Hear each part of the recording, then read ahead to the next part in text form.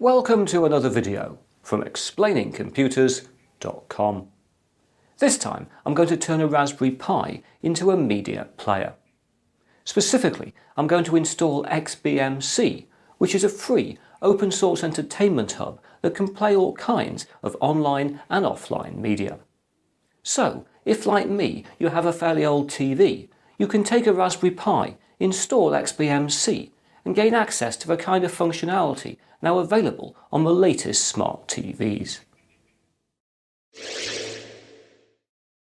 For this project, you'll need a Raspberry Pi, preferably in some kind of case, together with a USB power supply and an SD card with at least a 4 GB capacity. You'll also need to download the new out-of-box or noob software from raspberrypi.org and to copy it to the SD card. I covered all of this stuff in my setting up a Raspberry Pi video, so for once I'm going to go straight to the installation. Right, I've now connected the Raspberry Pi to my television via HDMI, and I've also plugged in an Ethernet lead for internet connectivity, as well as a USB keyboard and of course the power supply.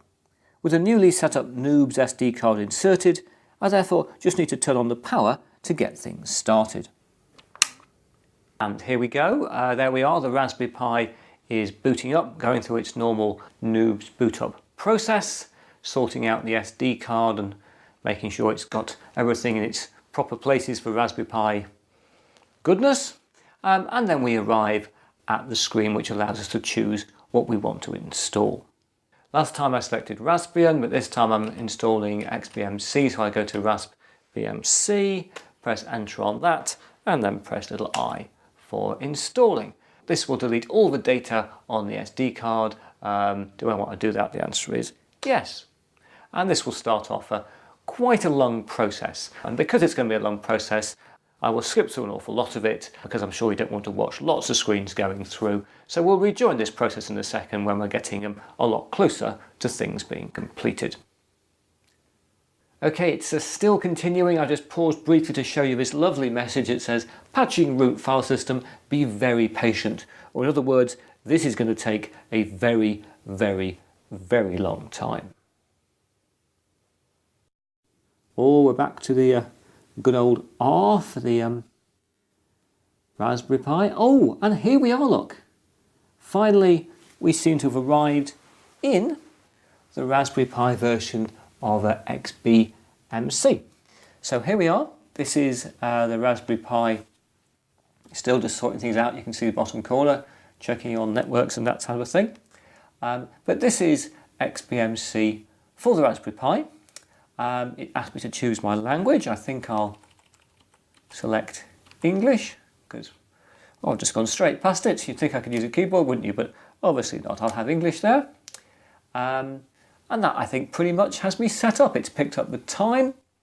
So basically what you've got here is an interface to look at things like music, or you can run programs, you can look in the system, see the various options available. It's still, I think, sorting things out in the background, so I changed my settings if I wanted to, the appearance, video settings, what are they, video settings in there for example, all these things set to set, but I'll just escape out of that.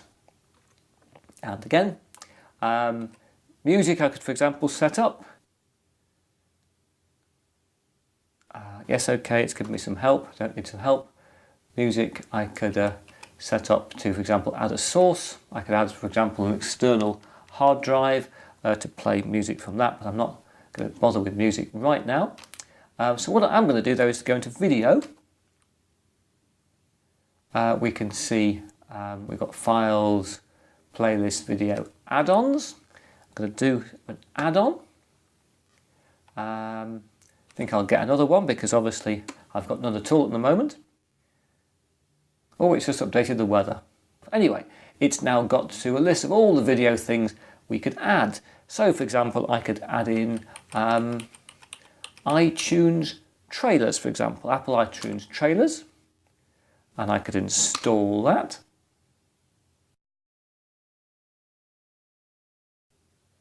I'll also add in another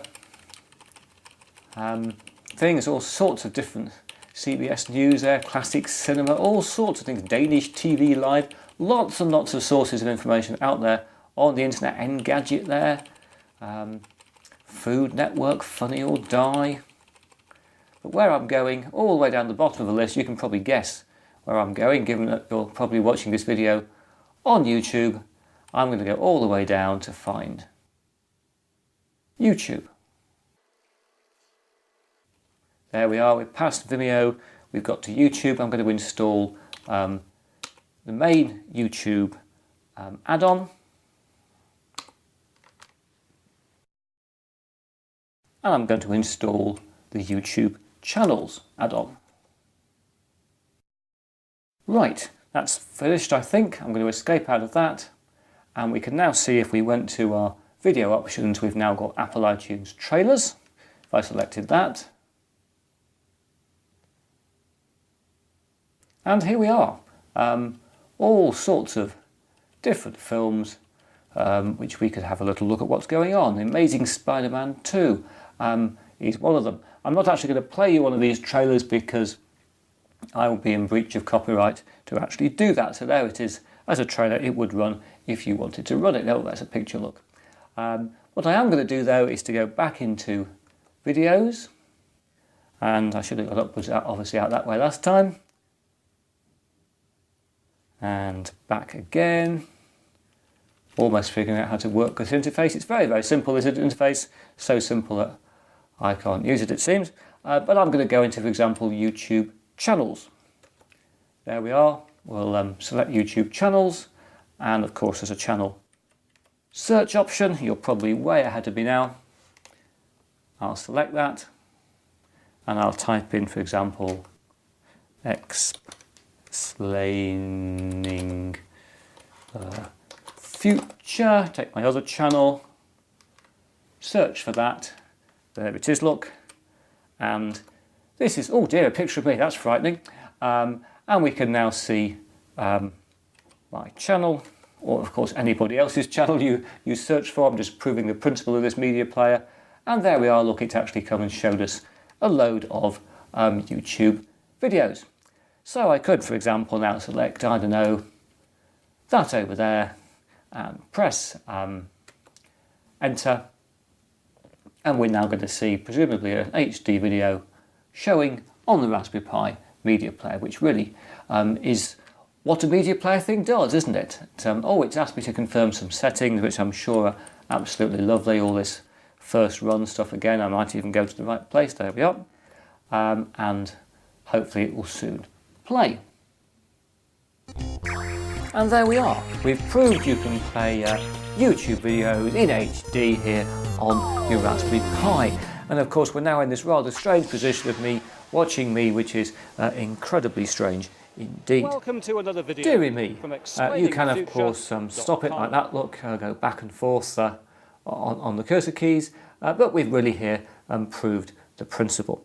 So there you are. This is how to set up a Raspberry Pi so you can play video content from all over the internet and spend lots and lots of time watching it.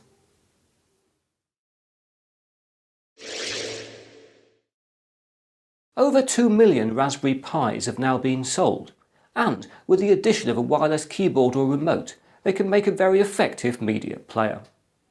Alternatively, as I'll show you in a future video, a Raspberry Pi can also be used as a robotics controller. But now that's it for this time, and I hope to talk to you again very soon.